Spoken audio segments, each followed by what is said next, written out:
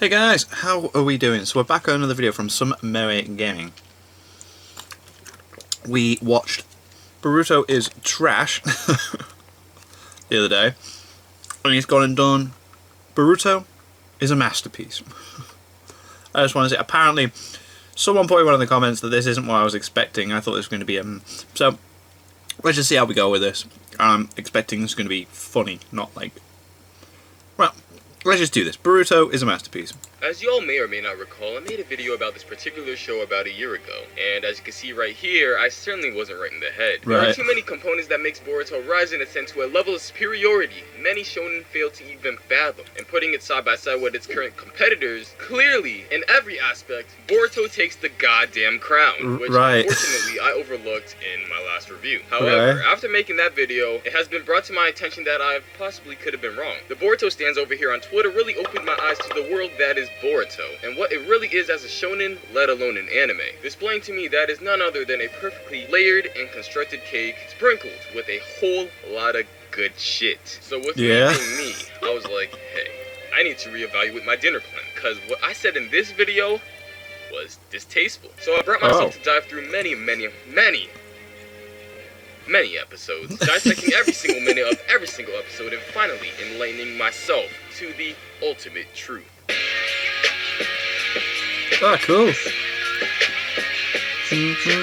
When Boruto gets brought to the table of discussion, it typically either goes one way or another. Either Boruto is trash, or the f*** you doing watching the anime, go read the fucking manga. Yeah, a lot of people keep saying that. I have nothing but shame for you. What we all need to indulge ourselves in is realizing that Boruto as an anime stands just as well as the manga. If you're gonna disagree with that statement, I'm gonna have to real talk, slapbox your opinion. Sure, slice of life may not be your forte, but hey, once you put that to the side, you really start to acknowledge the depth the writer is trying to portray with each and every episode. Like, Boruto likes burgers, Boruto has a dad, and Boruto doesn't ride inside trains. No, he doesn't. Because he's a savage. All details that couldn't have been introduced in a more sensible manner. Now, a major issue many viewers face while watching this stupidly amazing anime is the show's pacing, and I am here to confirm there is good reason behind everything. Having a supersized grandma pace for a show is typically regarded as a negative trait according to the general community. But Boruto as an anime turned a blind eye to that fact, and with rationality pursue this pace as a way to establish its dominance in the shonen category, pushing mediocrity aside. Although we all just sat there burning our hours away watching paint dry, this gave us the ideal opportunity to absorb the vast information in front of us. Because I understand if the show is going at a reasonable pace, we will miss key details and we'll lose the ability to not fall asleep. Arguably, many say that the arcs written by our Lord and Savior Kishimoto are the few arcs that are watchable, which, surprisingly enough, I capitalized in my last Boruto. Yeah, you mentioned that. And now looking back at it, that was completely out of line. Sure, the Sarado Uchiha arc and the Chunin exam arc were great, but everyone and their mama are sleeping on the glorious arcs that Boruto has to offer. Like the field trip arc. Nothing like good fun with your classmates, playing Uno, and having a kendo match on water. On fucking water! That was cool. What I really enjoyed about this arc in particular is how no story progression was set in motion. And for many avid anime viewers, including myself, we all love filler. Filler really helps fill our hearts with nothing but joy. Just seeing nothing happen, but at the same time, seeing things happen is just the best feeling in the world. And this is the reason why Naruto Shippuden really stood out to me. Because without its fillers, the show is trash. Like, come on now. The fillers, if anything, built Shippuden to what it is today. A semi-masterpiece that comes before Boruto. But going back to the matter at hand, what did this field trip arc accomplish? Well, for starters, we know that Uno exists in the shinobi world. So that is always good. And also that wielding a sword can trigger intense and tremendous PTSD. Another fantastic arc that I would like to bring to your attention is the class rep is actually a crazy bitch arc. Now personally, this is one of my favorites simply because we got hit up with one of the strongest hard resets in anime history, having so much build up, so much plot. Yeah, and then all of a sudden it's I'm just the class rep again. Square one, which, don't get me wrong, was a brilliant idea. Having me sit there with my stale bowl of popcorn, watching the story progress, or the quote-unquote story progress, just to get dicked down by the, I'm sorry guys, I know I try to kill you all, but let's be friends again. Which really brought me to believe that Beach 100 is the real deal. Now, putting Boruto and Naruto side by side, comparing the two, we can clearly see the difference here. This is good shit, and this is shit, and this is amazing shit. According to the anime community, many say that Boruto doesn't live up to the expectations that Naruto has delivered. And to those people, we cannot even make that comparison due to the fact that these are two separate series. That's right, 2 individual series that have no correlation whatsoever. Although it's called just Boruto to Next make that Generations, clear. but Even never though the mind. setting is in the same world, and we got the main characters lingering in the back, just not relevant, you cannot make that comparison because Boruto is a separate series from Naruto. What are you talking about? It's literally in the title. It is, yeah. Another There we thing go. that many fillers overlook are the amazing fights in Boruto. Just Episode 65. oh my god. My god. Almost nutted right there. The animation for each and every fight, every detail in every frame, the smooth motions of each jutsu, artwork looking like a fat 11 out of 10, and why the fuck are we only showing this fight? It was the only fight in the show that was complete dog shit. Oh. Well, besides the Momoshiki fight, we got Amazing. some other cool fights, like this one. Oh, or wait, hold up. No, not this one. No, not that one. Better. Oh yeah, we found a good one right here. See, this is what Boruto has to offer. That was a good Amazing fight. and just gorgeous animation 5% of the time, and as long as you can disregard the other 95%, you're set. Clearly, the studio behind this really knows what they're doing with their budget. If you cannot see that already, you must really be blind to what greatness really is. Come on now, we have fights filled with the immersive, uninteresting dialogue and generic animation that you'll find in your typical lackluster anime adaptation. And to put the icing on the cake, we get treated with delicacies. Once in a blue moon. Like in our recent arc right here. We got animation that's actually acceptable. And now, of course, we're back on some animation that's complete dear. shit. Now moving on to the topic of animation, let's talk about Boruto's amazing character designs once again. Something I've said in my last Boruto review is that many of the characters are just ditto characters from our previous generation. Yeah, And I look believe I was just the confused back same. then and didn't see the qualities that made these Boruto characters unique entities with few similarities. Like Inojin. He's Sai, but with a Yamanaka ponytail. Yeah. Shikadai has an all-around unique character design, and Metal Lee's name doesn't sound like broccoli. Each character of this new generation presents us with something special. The worst part about this is that many Naruto fans can't accept this fact. Let's look at Metal Lee, for instance. Yeah. He has social anxiety. It certainly beats what this clown has to offer, am I right now? Yeah. Another character that seems to have been duplicated in the process of creating Boruto Naruto Next Generations is Shikamaru. And factually speaking, they handled this great value Shikamaru way better than the original. I'm so shocked that they actually topped Shikamaru's design because of the originality and uniqueness of every aspect of the character. Just, oh my god. If you look at the facts, his IQ is somewhat there in comparison. Yeah. And he also uses the Shadow Possession Jutsu, which is not a unique trait, but I decided to mention anyways. Because, let's face it, Shikamaru Jr., you gotta go. Now moving on to the main protagonist of the show, Boruto Uzumaki. And god damn, there is nothing but infinite depth with this character. Depth so deep, I think it's safe to say it's deeper than Cutting's pussy. This man is a straight savage, pulling up all like, yo, I know my dad and grandpa were both Hokage, but fuck that shit. I just want to be Sasuke-kun. And this is a motive I abide to on a daily basis, and I hope it's something that you all follow too. Because a motive like this really strengthens you as a being and allows you to prosper to a level no man has ever obtained.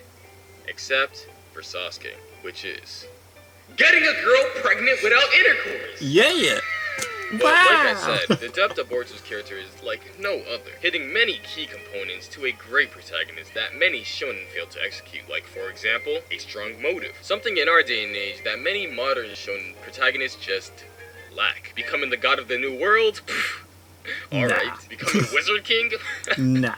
That's a good one. Becoming Hokage? Nah. Get that lame ass excuse of a motive out of my face! Nothing can ever top becoming one with Sasuke. No homo. The only protagonist that can ever compete with Boruto's motive is probably Deku, aka I drown myself in every episode in my goddamn tears, whose goal is to become just like anime Superman, which honestly is a heart-wrenching motive indeed. Now another element to Boruto's character that is quite overlooked by the community is his fighting style, which is very similar to Naruto's. But it's not an exact replica because his Rasengan can be tossed like an egg and hold up 1 second. What? It disappears in midair and while then boom. maintaining its small and lethal form? Woo! That shit's fire! This is something that Naruto has never accomplished at all. Like tossing a Rasengan, that never happened, alright? That that never happened. But for it to disappear in mid-air like that, oh my, yo, Boruto over Naruto any day. What more do you want from a main character besides the front of his hair looking like 3 goddamn bananas? Something I did mention about a year ago when I was recording my nice little Boruto review, back when I blatantly called it trash. I'm never gonna unsee that now. Of what true art is. But to summarize what I said, I essentially was optimistic about the future of Boruto once all of the students graduate from the academy, and believed that Boruto as an anime would take a turn for the better.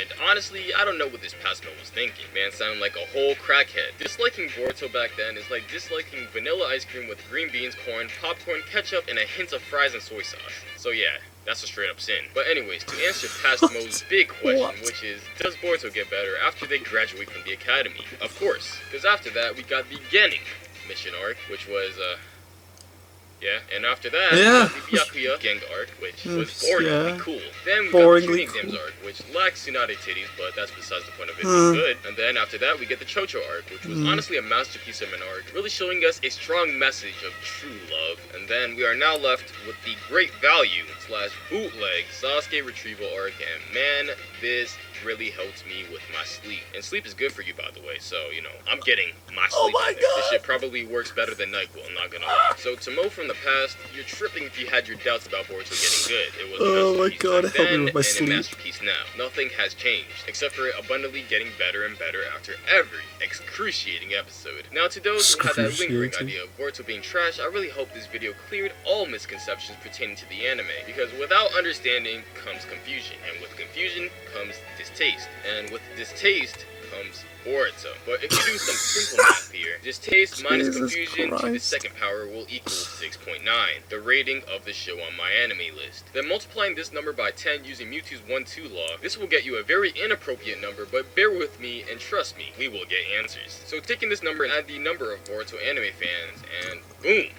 We get the perfect 100. Then using a little bit of magic here and multiplying it by 0.10, we get 10, which should be your designated rating of Boruto on my anime list after watching this video. Then by converting 10 into Japanese, we get the Japanese kanji Ju, or Ju in hiragana. Then by using Digley's Law of Void, we can deduct Ju from Ju, and we're left with nothing but U. And by using Magikarp's Law of Understanding, which is if U is the only remaining variable within an expression, it automatically converts the variable into the final answer, understanding, without the use of equivalent exchange. So there it is, guys. Understanding is the answer that resolves all your concurrent issues with Boruto. Without understanding, you're just gonna end up like how I was when I recorded this video. So reflect on this video and watch many times as you need to corrupt your mind and have a true understanding of what a divine anime from heaven looks like. Even if you cannot manage to do that, just know that the wrong ones in this world are the ones that can't bring themselves to appreciate the true embodiment of a masterpiece.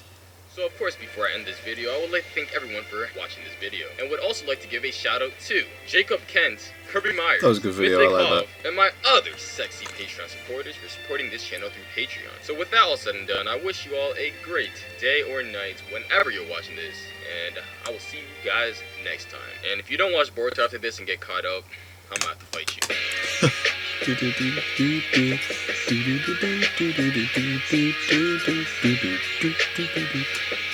Cool.